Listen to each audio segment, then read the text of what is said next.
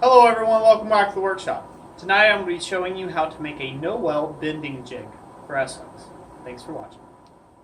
Okay everyone, here at the workbench, here is our premise for our no-weld hook jig.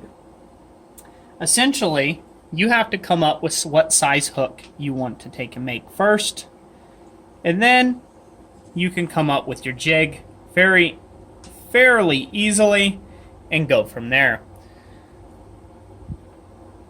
Say you want the inside diameter of this to be 1 inch. It's pretty simple math. You will want to take and make a 1 inch diameter pin for that to go through. The second measurement in this hook jig that you're going to need to know is what size thickness of stock is going to be going through that hook jig. Are you running 1/4 inch? What are you running here through this actual hook jig? So this dimension here to here is critical. That's your gap for your hook. So I make a lot of S hooks and I make them out of 1/4 inch stock. So the stop block for this needs to be 1/4 inch away from, or excuse me, a little more than 1/4 inch, about 5/16 of an inch away from your 1 inch center peg. The reason why you have to make it a little bit bigger is, as we all know, metal, when it's heated, it expands. And when it cools, it contracts.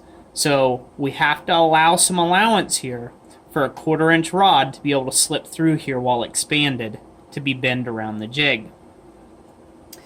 The method I'm going to show you today is to make a very simple 1 inch round hook jig that can be locked into the vise so you can start making some repetitious work if you don't have a welder. This was a subscriber request and I hope he enjoys the video. Thanks for watching. Okay everyone, here we are at the forge. I'm going to get this piece really nice and hot. We're working with 1 inch round stock and we're needing to take and bring this thing to an almost welding heat. Next, we're going to set this piece about 2 inches onto the edge of the anvil using a very nice sharp corner of your anvil, and we are going to use half on, half off blows to set down a shoulder. This portion that we're doing right now, this shoulder, is actually going to become the part that's going to get locked into the vise. I hope you guys are enjoying this little time lapse here. I couldn't think of a better way of doing it other than doing the time lapse on this. The next thing you're going to notice is I'm going to draw this out roughly about 3.5 to 4 inches in length. We're going to need to draw this out to the 3.5 inches to 4 inches in length and about a 1/2 inch thick in order to, 1/2 to 3/8 inch thick, excuse me, in order to have enough length there for our next set down. The next set down is going to be the critical portion of this. We're going to set down 1 inch from the original set down like you're seeing here now. And it's going to be edgeways, or opposite of the original set down.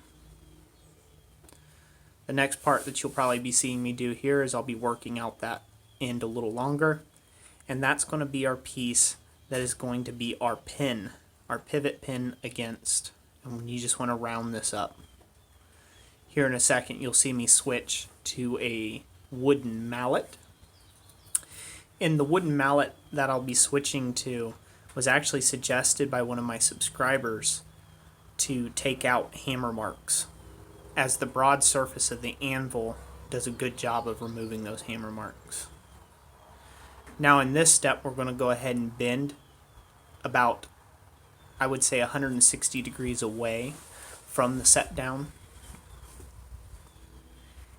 and then we're going to upset this a bit to square it up. Now tap your piece back in line. As you could see, it got a little crooked in this video. The actual crooked part of the set down is. I'm going to dress that up and get everything squared back up like you see here now. At every point, you want to be working this at a nice hot heat because you're doing a lot of manipulation of this piece. Now we're going to just adjust out our little arm and size it to the correct size of material, in this case 5/16, to allow room for our 1/4 inch rod to slip through. Okay everyone, here we are. So I've got this all pretty much done. Hope you guys enjoyed that video with all the time lapsing and the little bit of a voiceover. The big things I want to point out here to you all, I'll step out of the light here a little bit.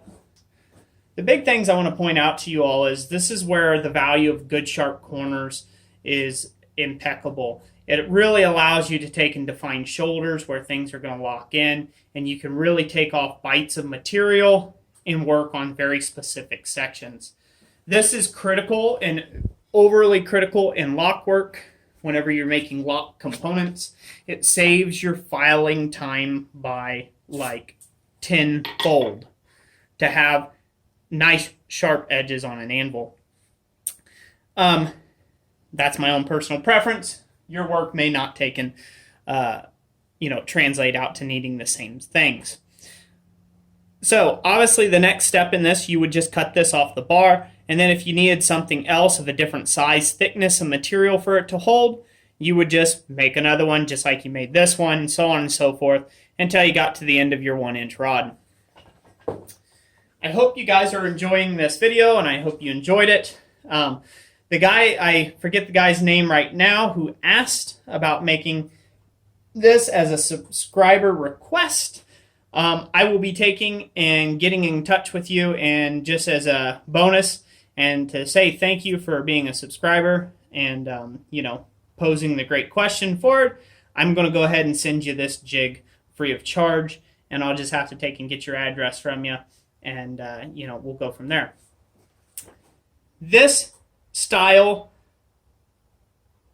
hook jig is really only meant to take and be used with one size bar stock material, as with most jigs. So this right here will do a 1/4 inch round S hook just fine, perfectly. You'll lock it in the vise by this tab here, and then you'll insert the hook bit and then bend it around the 1-inch shank. This is a way that you can outthink the box, or think outside of the box, if you will, if you don't have a welder. Welders make jobs like this a lot easier. I've been out here in the forge here for about 45 minutes or so doing this, as where if I had to do this with a welder, it would have been like a quick 5-10 minute job, just kind of a time difference to arrive at essentially the same conclusion. But I understand if you don't have a welder like I started off not having, this is a perfect option for you. Hope you guys found this video informative. If you did, give it that big like button. If you didn't, give it the big thumbs down. Either way, I really greatly appreciate all my loyal subscribers out there. You guys mean a lot to me, and I appreciate you watching this all the way through. Thanks for watching. God bless you, and we'll catch you on the next one.